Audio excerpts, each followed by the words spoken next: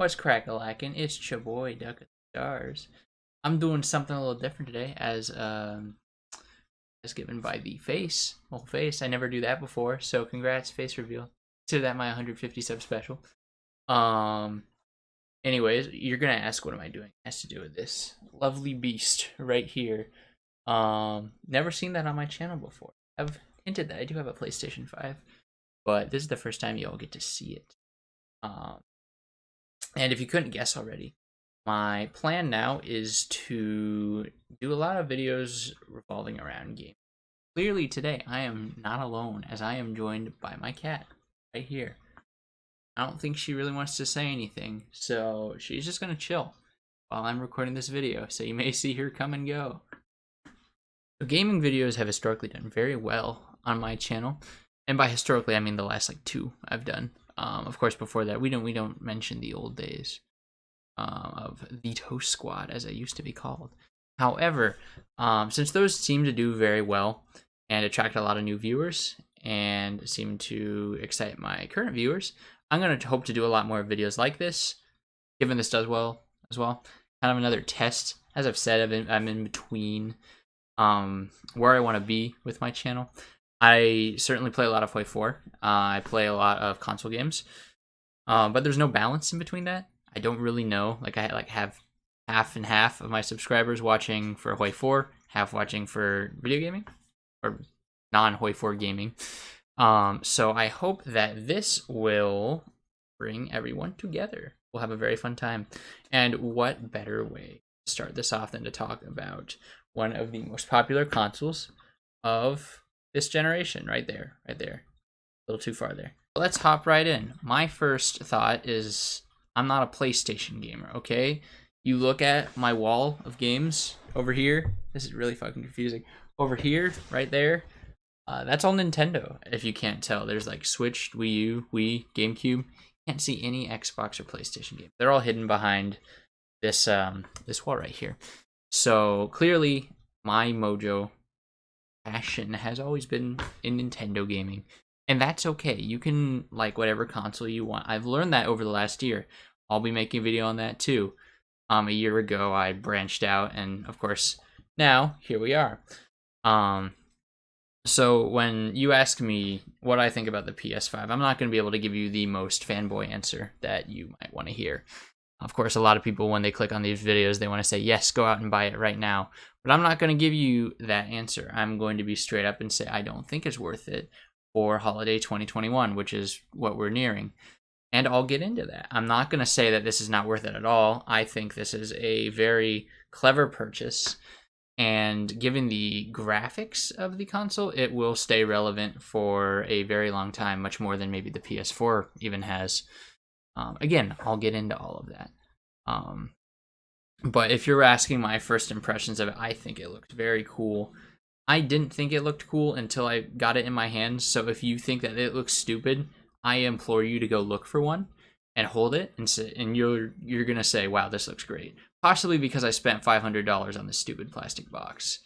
But we won't get into that one. So we're gonna start by looking at this fucking behemoth right here. Look how big that is. That is the largest console I have in my entire collection. And that is no joke. It is larger than an original Xbox. It's larger than a PS3, a PS2. Hell, it's probably as large as a PS3 and an Xbox 360 combined. This thing is massive. It is heavy. And it is nice and it's a matte finish is what you call this. You got the shiny part in the middle, which is, you know, give or take. Each person will decide for themselves whether that's good console design. I personally think it is, because I grew up with the Wii U. That thing is scratched to hell. This is not, or this won't be for a while, I hope. But of course, any gloss like this is going to end up getting scratched or prints on it. I did unbox the thing. I may include that in this video. I may not. I did unbox this, and I immediately got fingerprints all over it. So that's going to show you about how easy it is to keep this clean. But the matte finish is really nice. So obviously I have the disc version. There's a version without a disc. It looks a lot more symmetrical. I almost like the symmetrical version better, but I will never buy a digital only console. That is a mortal sin, and I refuse to take part in anything of that degree. Here is the controller for the PlayStation 5. I will say right now I hate the DualShock, and up to the DualShock 4 I just couldn't stand it. Absolutely terrible controller. If you're gonna talk to me maybe in 1995, 1996 when the DualShock first came out, I don't know, again, not a PlayStation guy, when those first came out, then you might have an argument for it. But right now, the DualShock 3, worst controller I have in my entire collection. That's first party, I should say. I'm never going to take a third-party controller and hold it in higher regards than a first-party one. However, the DualSense does change a lot of that. Now, a lot of the marketing on this was the adaptive triggers, and if you haven't tried that, find someone who has a PS5 or get one yourselves, because it is really cool. Don't know how much it's actually going to affect the gameplay other than games maybe like Call of Duty. However, I definitely recommend it if you can. It's a very neat experience. At least the tech demo is fun. But what tech demo isn't really? I played the hell out of the 3DS AR cards just because it was cool to see Mario in 3D. What can you do about it? Other than that, it's going to look pretty similar to a DualShock 4. It's going to feel maybe almost like a mixture between an Xbox controller or maybe a Switch Pro controller is the best comparison here, because this is definitely different than a DualShock. That's why it's a DualSense, not a DualShock 5. Who knows whether they're going to come out with that? That might be cool. I wouldn't buy one, but for all the homies that need to go back to like 10 years ago, you can do that probably. I'm sure they'll release something like that. That's about all I have for the controller, so let's move on to the games and how they work. So first, I'm going to show you a PlayStation 4 game. This is something we all should recognize here. Nothing new, nothing crazy about this. Of course, usually there's a manual or something. Maybe Call of Duty Black Ops 4 doesn't have one inside it. I don't know, I got it used. Regardless, everything we're used to. Now the PS5 didn't change much, which I actually really like. It's been really nice having uniformity along all of my games. Of course, I don't have a Series X at this point in time. It will come. However, the Series X game cases look very similar to Xbox One's. Nintendo's off doing their own stuff, but before that, the Wii U and Wii had almost the same box art. The only difference is this is white, which of course mimics the style of the PS5. Let's bring that back over here. Beautiful. And of course, it looks like a game case always has looked. Now, what are the advantages to these kind of games? Because there is actually one. I believe that these are Ultra HD Blu-ray discs, whereas this is a regular Blu-ray disc. If you're playing on a 720p TV, like I did for the longest time, that's not going to make a difference. It's not going to be jack shit. But for those of you who are gaming, I'd say even 1080p or higher, it's going to make a huge difference. Of course, the PS5 is native 4K, whereas the PS4 does not even support 4K, even on the Pro model. Correct me if I'm wrong there, but I'm pretty sure that I saw it only went to 1440p.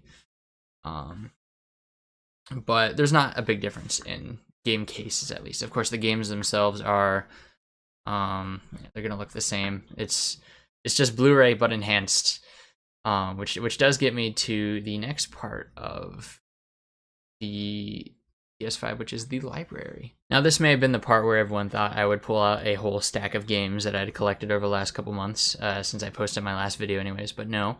That is the only PS5 game I own, other than the ones on the console, which are going to be your Enlisted. That's a World War II shooter game, very fun. You can also get that on PS4, though. Genshin Impact, also on PS4. Fortnite, also on PS4. Splitgate, also on PS4. You're seeing a pattern here.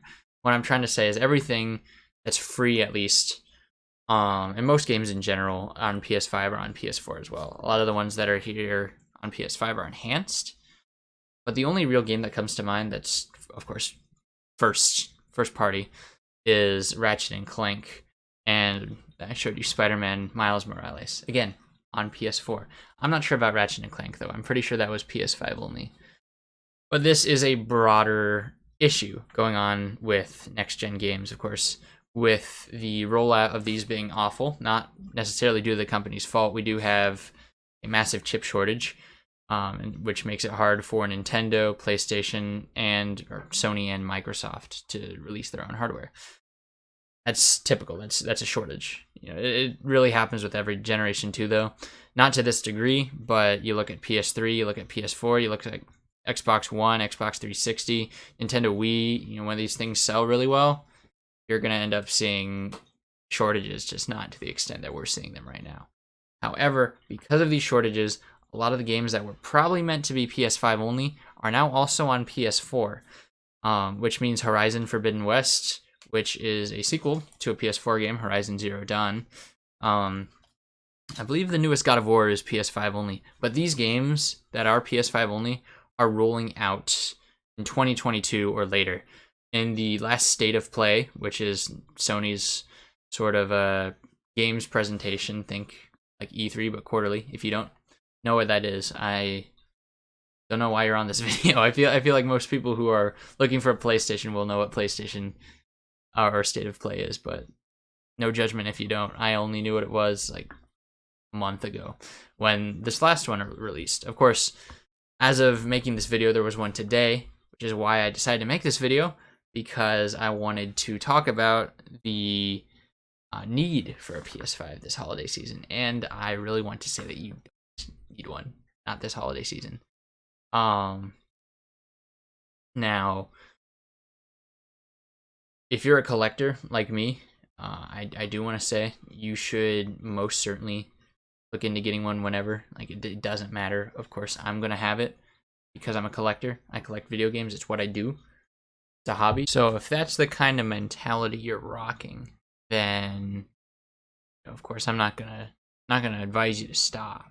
But chances are, if you're clicking on this video, given I'm likely gonna title it something along the lines of why you shouldn't buy it or review, not the best choice for 2021.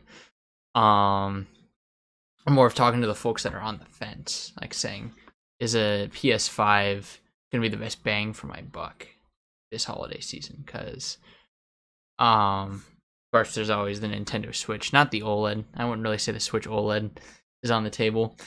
It's just a more expensive Switch. You got a PS4, Xbox One, Xbox Series X even. Especially the Series X has Halo Infinite coming out. It has Forza, I believe it's Horizon 5 coming out, all within the span of this year. 2021 is going to be Microsoft's year for a lot of big releases, whereas Sony's going to roll out most of their games afterwards, which is exactly the point I'm getting to, which is that you're not going to really get much out of your PS5. A lot of people I've seen actually online are selling their consoles because either they don't have the time to play it, or they just don't see them playing a lot of the games that are going to be coming out soon. And of course, a lot of the games that are coming out soon are games like Call of Duty Vanguard, and Battlefield 2042, and I believe it's the Hogwarts Experience game everyone's hyped about. However, those are all on Xbox Series X as well. And for some of these games coming out, maybe like Guardians of the Galaxy that just came out this week, we also see Nintendo Switch releases. So it's really a fact of the matter that Sony's games aren't going to be coming out until 2022. Of course, early on we're getting Horizon Forbidden West, and then later on, I believe it was Holiday 22 or 2022 that you're going to get God of War Ragnarok. However, if you're looking for something this holiday season, it's best... Oh, hey, there's my cat again. There we go. Wouldn't you know it? Anyhow, I think ultimately what I'm trying to get to here is that if you're going to collect this console, if you're for sure going to get a PS5, which for a lot of people is a granted, if they're gonna keep gaming, they might as well get the next piece of hardware. And if that's your mentality, then I'm not gonna stop you. It's certainly gonna have some great games down the line. That's just the thing. There's not much to go off of right now. Okay, the last game I played was Spider-Man Miles Morales, and since then, that was in August. Now it's October. I've almost exclusively played on Xbox One and Nintendo Switch because those are getting lots of new first-party releases. And in the case of Xbox, they're purchasing people or purchasing companies and rolling out Halo Infinite, which is going to be the definitive game of this holiday season, whether you want to admit that or not. Because Sony just doesn't have anything on the table, and they made that pretty explicitly clear today with their state of play, in which they didn't post anything first party related. The biggest release, I believe, that people are most excited for was Five Nights at Freddy's Security Breach, which is already controversial because some people think that Five Nights at Freddy's should be 6 feet underground, if not lower. I personally don't agree with that. I think it was December 16th. That's going to be apparently the big exclusive of the holiday season. I'm going to pick it up, of course.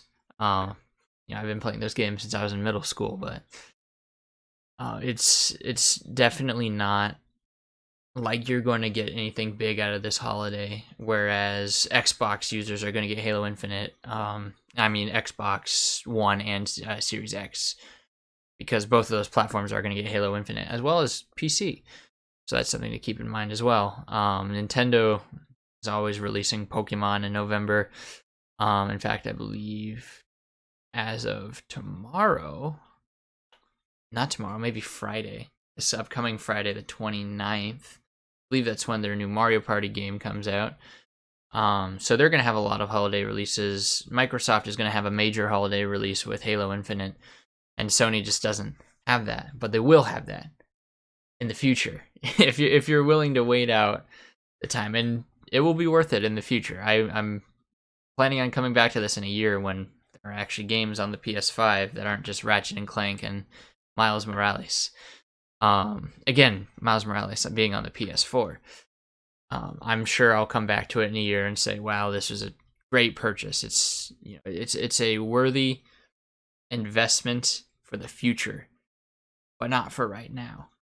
And arguably the same could be with the Xbox Series X, given Halo Infinite was supposed to launch with the Series X. Now it's only just now being launched after so many delays.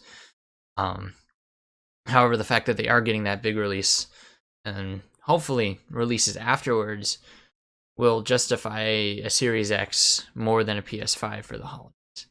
Of course, I'm going kind of on a rant here.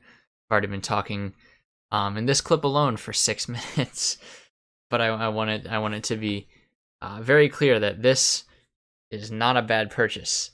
But if you're looking for games now, you might want to go with one of the competitors. If you're looking for games later, and if you're looking specifically for Sony's exclusive games, then by all means you should go right ahead. There's my cat ripping up my couch again. I told you she'd be in and out. But I guess that's all I really would have to say at this point. There's so much going on in the gaming world as we're trying to transition over to a new generation, but we're not really making that jump yet, which is unusual. Granted, there's usually a lot more exclusivity, but because there's such a shortage, it's making it possible for you to justify picking up a PS4 Pro. There's no big jump in VR yet. Of course, that's been rumored, but with the state of play today not explaining any of that, it's getting pretty clear that that's pretty far off in the future. You're not going to be seeing that in March 2022. This is going to be something more along the lines of 2023, if not later. Again, still a worthy investment, but if you're talking $500 can get you this system right here and a bunch of free games that you can get on PS4. $500 can also get you, at least in the United States, a PS4 Pro. I got mine for, I believe it was around $300, $350. It's still stagnating around there. You can certainly find one on Facebook or eBay for $300, or at a thrift store for even less.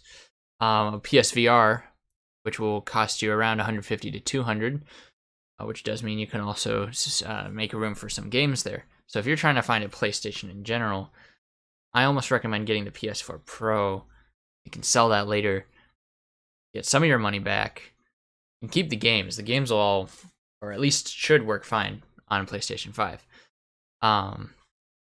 The only big difference is going to ultimately be the speed of the PS5. Of course, it's much faster, but at the end of the day, most games still are about as fast as the PS4. It's a nice quality of life improvement. I'll say that. If you want to look into that, look up like the Spider-Man differences. It's amazing. It's super fast.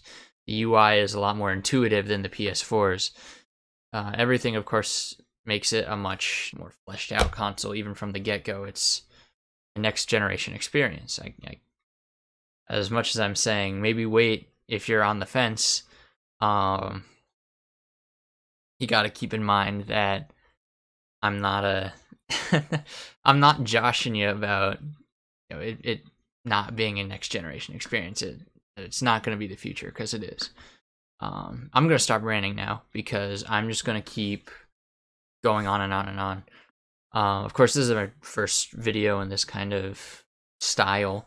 I don't know if in the future if I'm going to add more gameplay in the background, because I'm sure it's just boring to look at me for 15-20 minutes, however long this video stretches out to be.